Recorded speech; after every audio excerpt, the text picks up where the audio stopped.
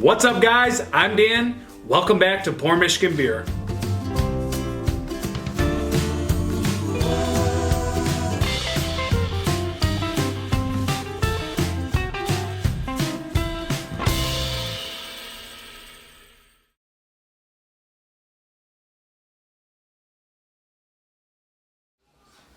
What's happening, guys? I'm Dan. If you're new, please consider subscribing to the channel. It'll help me out a great deal. If you're not new, welcome back, guys. We are diving into Dogfish Head. This is Hazy-O. New hazy IPA from them, guys. I hear this is going to be a new beer in the lineup that's here to stay, guys. So I think this is going to be a year-round beer from Dogfish Head. My source from Imperial Beverage told me that. And shout out to Imperial Beverage, because you know what, guys? This was a sample given to me today at the store. So thank you so much. Really appreciate it. Allows me to do these beer reviews, guys, and I don't even have to spend money. So love that. Free beer is the best beer. On the side, our so juicy hazy IPA brewed with 1 malted, 2 rolled, 3 naked oats, and 4 oat milk, guys. This is oats galore. That's their puncher and kicker for this beer, is it's going to be those oaty, milky kind of vibes, guys. I don't know anything about this. I didn't look it up. Again, brand spanking new. On the bottom, there's a date that says June 2021. Not a fan of that. Best by date, don't like that. Dogfish Head, if I had to guess, that's probably like a 6-month out kind of date. So January, let's say January, February, March, April, May, June. I'd say that this beer is maybe within the month fresh. I'm going to guess, guys. Not 100%. Don't like when people do that, or breweries do that, guys. It just put the can down date. It just helps me out. Helps everybody out.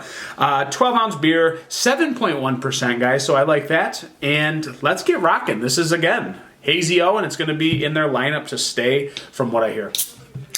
Boom shakalaka. Let's check it out. Dogfish Head, guys. I don't drink a bunch from them. I mean, they were like old school back in the day. Awesome IPAs. Awesome beers just from way back, but I don't get my hands on these very often. I don't typically go after them looking. So we are pouring a cloudy, kind of hazy orange, golden yellow mixture, guys, with crazy good carbonation stream at the top. Definitely that hazy golden yellow orange, guys. It looks like a lighter version of orange juice. There is a ton of bubbling streaming to the top. That's a pretty sexy beer in the glass, guys. If you look at that, it looks a little bit darker honey on the camera, but it's not. It's more of a straw yellow, golden orange. But I can't see through it, guys. I see a little shadow on the other side. There is no seeing through this beer, and there's a nice compacted, pillowy, pretty sticky head that's sticking on top there. So big bubbling attached to one another, and Dawn soapy lacing, guys. Let's go to an aroma. It almost smells like, again, I keep saying this, like Hazy Wonder from Lagunitas. It's got this like herbally, grassy thing in here. There's citrus galore for sure. It's a citrus kind of stone, maybe stone fruity to tropical fruit medley going on. I can't tell which one it is. Maybe a little bit of like lemon juiciness. And the softest kind of cracker nose on top of that, guys. A little bit of maltiness.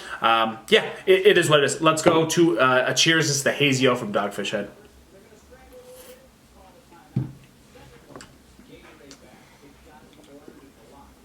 That is smooth. That is so nice and rounded and smooth the way that goes down. I do, in fact, get the oats in here, like an oatmeal smoothness slash oat milk creaminess. Why do I know this? Because, guys, I love oat milk. I love all kinds of non-dairy milk, so I do get that vibe in this beer. And you wouldn't think that would work with a beer, but how juicy and creamy this beer is, it adds a little something extra to it. That gives some like unique depth to this beer. I really like actually how those oats are playing with smoothness and creaminess in this beer.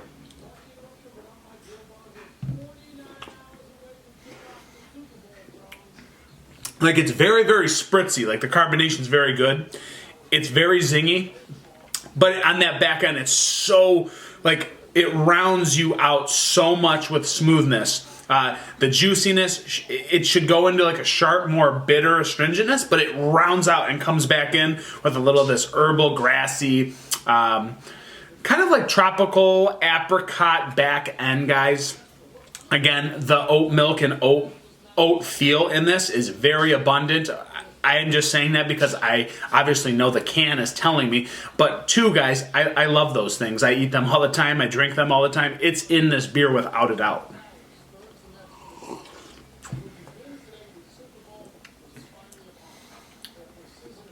At the same time of how smooth it is, there is some bitterness on the back end to reel the beer in. I like that it's still a drier finish. There is a solid bit of bitterness and grassiness on the back end. Guys, it's weird because it almost is like an orangey, Orange Julius, kind of like orange sherbet vibe in here. Like just around, it's like an orange lemon sherbet vibe. That juiciness really comes out in abundance through the middle. But again, it goes into like this kind of like almost stone peachy, lemony kind of rounded out vibe on the back end, guys. It's an interesting, unique variety of flavors. It really is. It's actually kind of hard to decipher what's actually in this beer because of those other things playing a role in here. That's quite different. It's good. I like it a lot.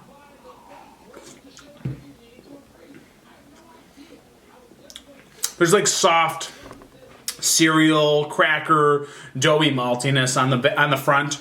Again, goes right into like this orange, I could say like lemony, grapefruit pith juice mixture.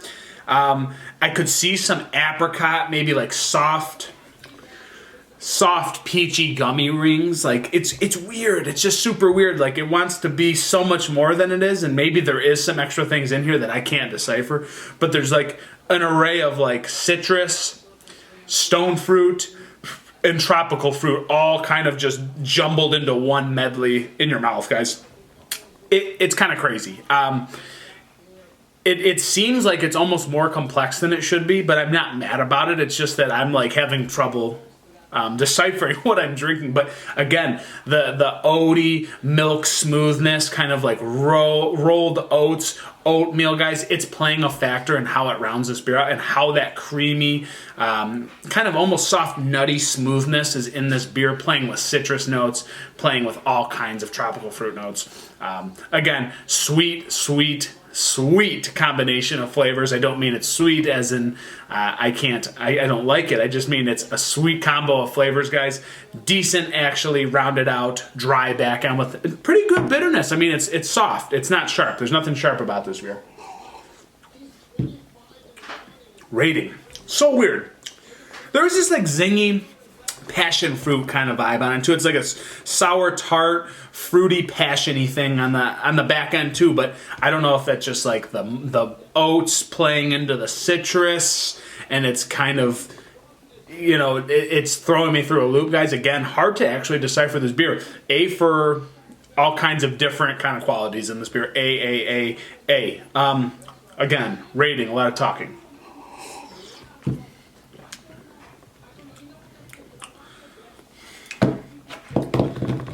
Unique for its category, hazy.